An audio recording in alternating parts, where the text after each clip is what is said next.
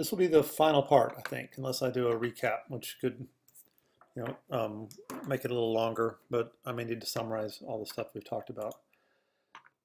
So for the very last part of this, I'm going to bring back up the, wherever it is, thought I had it on here. There he is, the Black Hawk.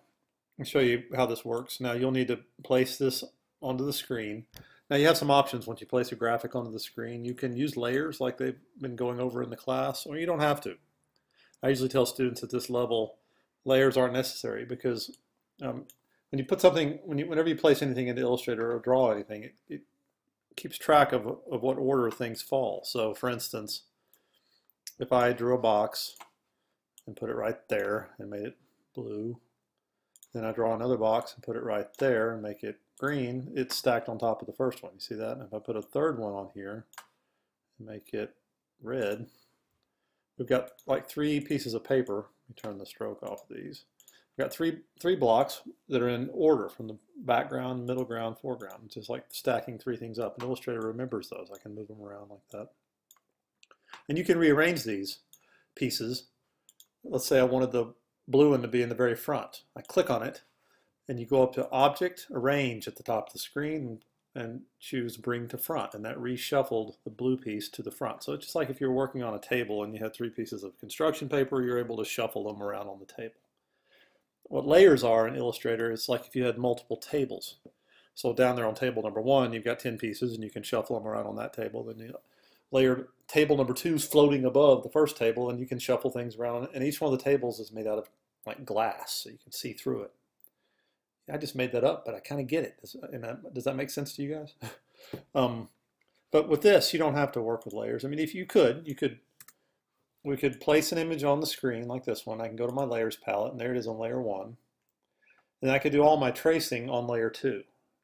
And it's really logical to do that, and it makes perfect sense, but you don't have to. You could just trace around this all on layer 1. If you want to leave it on layer 1 and not fool with layers, you click on your graphic that you've placed, get it where you like it, and go Object and choose Lock the Selection. And that plants it on the screen, and I can't click on it with my black pointer tool. I can't select it. It's not accessible, which is nice because when you start tracing around this thing, you can accidentally get kind of goofy and click on it with your pointer tool or something and nudge it over, and that'll, you'd have to bring it back and get your drawing out of alignment. Make sense? So you can just lock it and trace it. Or if you want to use layers, you can come to your layers palette and make a new layer by clicking on this button right here. Now I've got layer 2. So my bird's on layer 1, and I do my drawing on layer 2. Now the benefits of this are the layers palette lets me hide what's on a layer. I can make that way I can see how my drawing's looking as I'm going. Or I can lock the layer. And that does the same thing as what I did earlier when I didn't have 2 layers. So I can't get to the bird.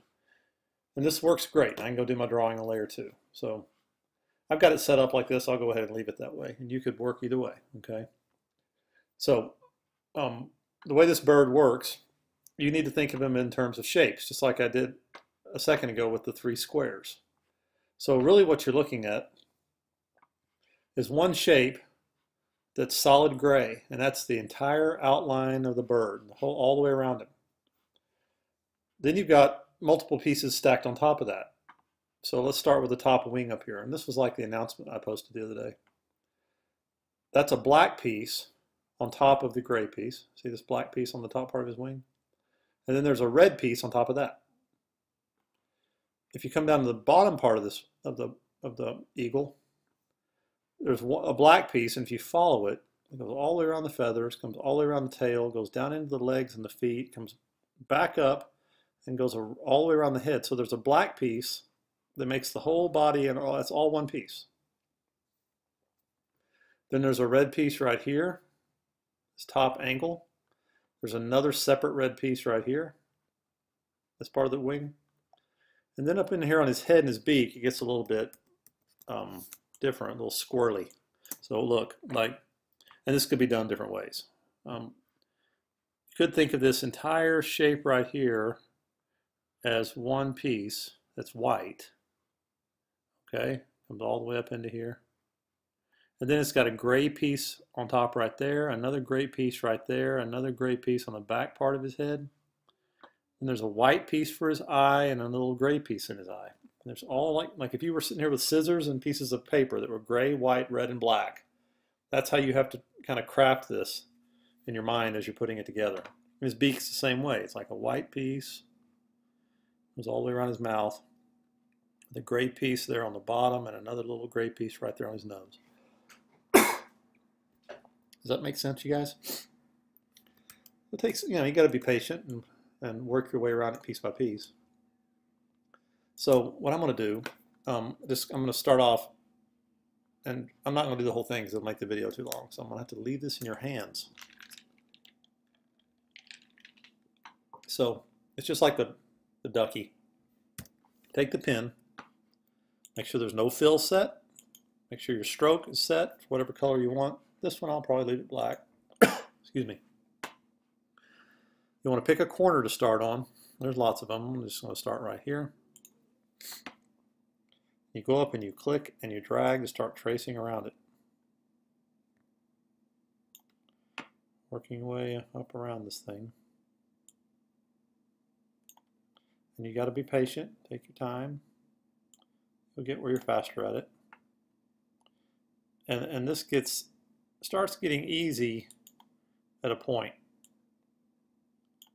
So like when you get these feathers, it's just like the Christmas tree. You click and drag, and then you chop the handlebar off. You go all the way up here. Now this one doesn't end in a point up here, so I can't quite do it the same way. I'm going to have to go to the middle of the feather, drag a little bit, come up here to the end of the feather, drag here a little bit. I can come all the way to the bottom though and make one curve, chop that handlebar off, come back up here. These curves are a little trickier because it's kind of a rounded point. Go all the way to the end of this one, click and drag. It's not perfect, but it's pretty good. Chop the handlebar off. There's something weird going on right there. I'm just going to go ahead and fake it a little bit. And we go all the way up here. Kind of bend your curve slightly. Again here, and then work your way around this tip. And come all the way down this side of the feather. Drag. So you get that curve the way you like it. Chop the handlebar off. Come back up the inside of the feather a little bit here. I'm having to put a couple of extra points going up the top of the feathers, but when I come down the bottom, I'm able to make a nicer curve. And I'd have to go back and fix those lumps on the tops of those feathers. They're really bad. I'm going to do a couple more. And I would just continue doing this all the way around him, all the way around his outer edge. And then I would fill that in with gray when I was done. I wouldn't fill it in while I was working because I've still got all those other pieces to do. I got to do the black pieces and the red pieces and the white pieces. But you kind of get how I'm doing that. Let's pretend like I went all the way around him. Blam, blam, blam. Got all the way back to there. So there's my piece. I'd come back with my white pointer tool, and I've got some bad bumps that I don't like at all in here. That's okay. The rest of this is okay. That's a bad one right there. Smooth it out a little bit.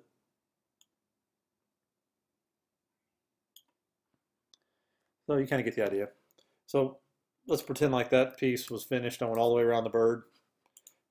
And you can see it. If I can hide the eagle down here, there's the piece that I drew. And I would fill it in with that, with a gray.